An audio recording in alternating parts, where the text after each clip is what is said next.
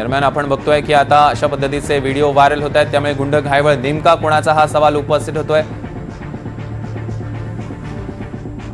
दरम्यान नवनाथ बंद पत्रकार परिषद घेतात, थेट जाऊया आणि मग इतरांबद्दल चर्चा करावी। रोहित पवारांचं असं म्हणणं आहे की राम शिंदे साहेबांचं असं आहे की राम शिंदे साहेबांसोबत फोटो असतील तर त्याची चौकशी करावी, परंतु रोहित पवारांसोबतचे फोटो आहेत ती नेमकी चर्चा काय, या दोघांचे संबंध काय याची तपासणी झाली पाहिजे, याची चौकशी झाली पाहिजे।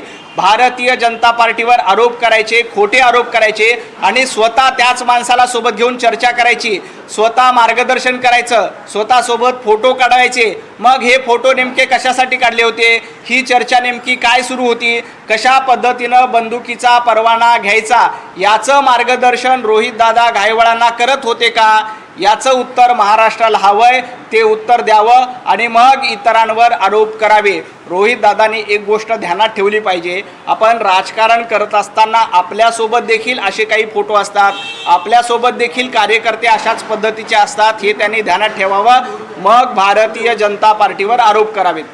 रोहित पवारांच्या आईंचा सुद्धा एक व्हिडिओ आलाय ज्यामध्ये त्या निलेश घायवळचं कोविड काळात केलेल्या मदतीच्या संदर्भात कौतुक करतात। मी तो व्हिडिओ बघितलेला नाही, परंतु अशा पद्धतीचा व्हिडिओ असेल तर तेही चुकीचं आहे।